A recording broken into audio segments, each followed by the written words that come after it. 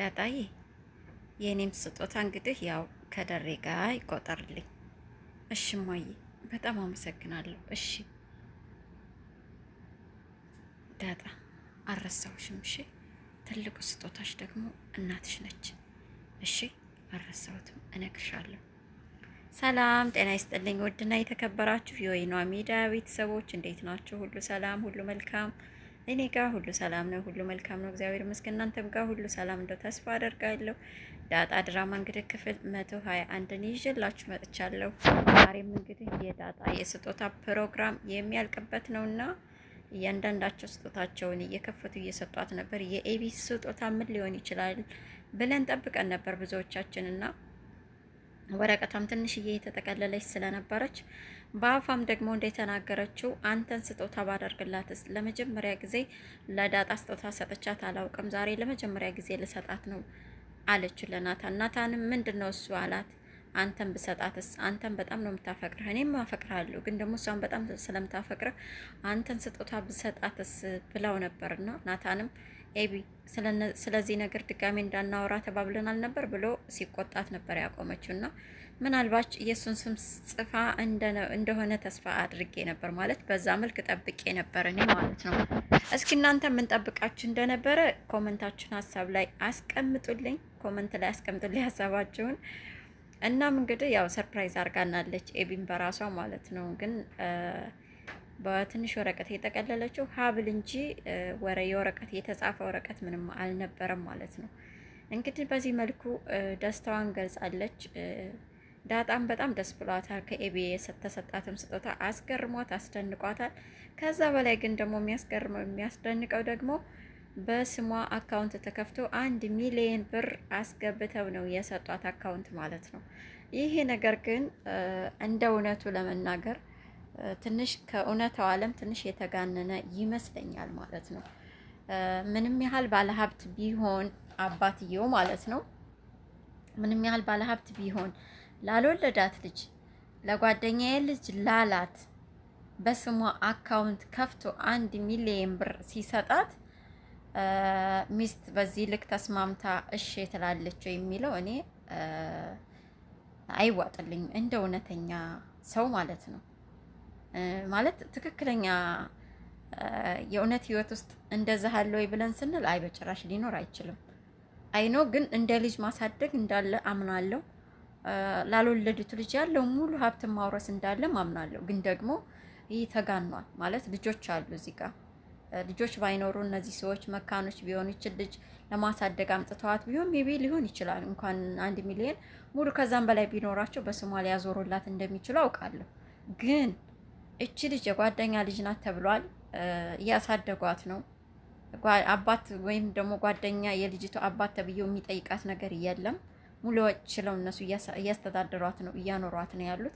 ግን ደግሞ እዚህ ጋር ልክ እንደ ልጆቹ ለሷም አካውንት ከፍቶ ይሄን ያህል መስጠት እኔ ማርታ በዚህ ልክ ስምምነቷን የገለጸችበት መንገድ ትንሽ ከእውነታው ዓለም የራቀ ነው ብዬ የራሴን ሀሳብና ምልከታ አስቀምጣለሁ። እስኪ እናንተ ምን ትላላችሁ? በዚህ ላይ ኮመንት አስቀምጡ። ለማንኛውም ግን ዳጣ እጅግ በጣም ነው የተገረመችው፣ በጣም ነው የተደሰተችው። እንግዲህ ወይዘሮ ማርታም ዳጣዬ በየኔም እንግዲህ በደረጀ በኩል የመጣው የጋራችን እንደሆነ በሚል አሳውቃታለች። እሷም ደስታዋን ገልጻ ሂዳ አቅፋ ስማታለች። አባቷንም አቅፋ ስመዋለች ማለት ነው። በዚህ መልኩ እንግዲህ አባቷን ዳጣዬ አቅፋ ስትስመው እሱም የኔ ውድ ልጅ ይሄ አንዱ ስጦታሽ ነው፣ ግን ትልቁ ስጦታሽ ደግሞ እናትሽ ነች። አልረሳሁትም፣ እነግርሻለሁ። በዚህ ሰዓት ትልቁ ውድና ስጦታሽ ላንቺ እናትሽ ነች፣ እሱን ደግሞ እነግርሻለሁ ብሎ በዚህ መልኩ አቅፎ ስሞ በጆሮዋ አንሾካሽኮ ነግሯታል ማለት ነው። እሷም እጅግ በጣም ተደስታለች። በዚህ ምንም ቅር አላላትም። እንግዲህ ወይዘሮ ማልታም ደግሞ በዚህ መልኩ ዳጣዬ በይ እንዳታለቅሺ፣ እኛ በጣም ደስ ብሎና ደስ ብሎች ስላየን ይሄ ይገባሻል ላንቺ ብላ ሌላው ደግሞ ከሰላምዬ የተላከልሽም ሌላ ውድ ስጦታ አለ ብላ ከጀርባዋ ያስቀመጠችውን የተጠቀለለ የስጦታ ወረቀት አጥታ ሰጠቻት ማለት ነው። ይከፈት በሚል አጨበጨቡላት። እሷም ከፈተችው። ግን ስትከፍተው በጣም በሚገርም ሁኔታ የእጅ ቀለበትና የህፃናት አሻንጉሊት ነበር ውስጥ ያለውና ተገርመዋል። ማለት ዳጣ ራሱ ተገርማለች። እንደ ህፃን ልጅ አሻንጉሊት እያለች ነበረ። ከዛም አለፍ ብሎ ደግሞ አረ ቀለበትም አለ እያለች ሁሉ ነበር። እንግዲህ ሰላምዬም የእናትነት አንጀት ይዟት ልጅ ስለሆነች በልጅነት ወይም በህፃንነቷ ያላደረገችላትን ቁጭቷን በዚህ መልኩ እንግዲህ ባይገለጽም እናትነቷን በውስጧ ብትይዘውም ግን ለጊዜው በዚህ መልኩ ፍቅሯን ለመግለጽ ሞክራለች። እንግዲህ ከዚህም ደግሞ ሰላምዬ ባደረገችው ወይም ከሰላምዬ በመጣው ስጦታ ማርታ የሆነ ነገር አጠራጠርም ለማለት እኔ ይከብደኛል። በመሰረቱ ሁሉ ነገር የሚያጠራጥር ነገር አለው፣ ግን ደግሞ እሷ አላየሁም አልሰማሁም አይነት ጭፍን ብላለች እና ትንሽ ከእውነታው ጋር የራቀ ነው ይሄ ድራማ አላችኋለሁ። በዚህ መልኩ እንደ ውዶችዬ ዳጣም ደስታዋን እያጣጣመች ነው። እንግዲህ ውሀዬ እዚህ ጋር መታ ዳጣ እኔ እኮ በጣም ነው የምወድሽ አንቺን አለቻት። እሷም እኔም እኮ ወድሻለሁኝ ውሀዬ አለቻት። እና ከወደድሽኝ አሻንጉሊትን ስጭኛ አለቻት። ከዛ ምጥን አንቺ ስጭኝ አይባልም፣ ለምንድን ነው ስጭኝ የምታያት? ይሄ እኮ የተሰጠ ስጦታ ነው፣ ስጦታ ደግሞ ለሰው አይሰጥም እሺ ብላ እንግዲህ ጓደኛዋን እያረመቻት ነበር። ውሀዬ ግን ደስ አላላትም። ብቻ እንዲህ እያለ ተራው የናታን ደረሰና ናታንዬ አለችው ወይዘሮ ማርታ። ወይማዬ አላት። አንተስ ለዳጣ ስጦታ አላዘጋጀህላትም እንዴ? ስጣት እንጂ ስጦታዋን አለችው ማለት ነው። እሱም እንግዲህ በመሽኮርመም አይ አዘጋጅቼላታለሁ ማየ፣ ነገር ግን እኔ አሁን አልሰጣትም አለ። አረ እንደዛ ነው አላት ደረጀ። አዎ አሉ። እሺ በቃ እንደዛ ከሆነ በቃ በጣም ደስ ብሎናል፣ ለሁሉም ነገር ቀጣይ ዓመት በሰላም ያድርስሽ ምናምን ብለው መራረቋትና ሁሉም ወደ የክፍላቸው ሄዱ። ፕሮግራሙን ጨርሰው ማለት ነው። ግን እዚህ ጋር ወደ ክፍላቸው ሲሄዱ ዳጣም ወደ ክፍሏ ገብታ እየሳቀች እየተደሰተች ነበረ።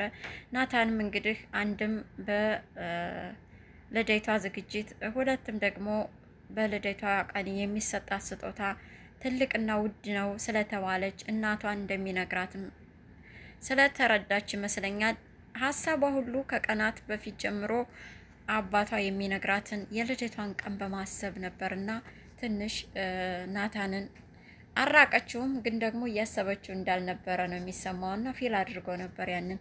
እናም ናፍቀሽኛል እኮ አልናፈቅሽም እንዴ? እኔ በጣም ናፍቀሽኛል አላት።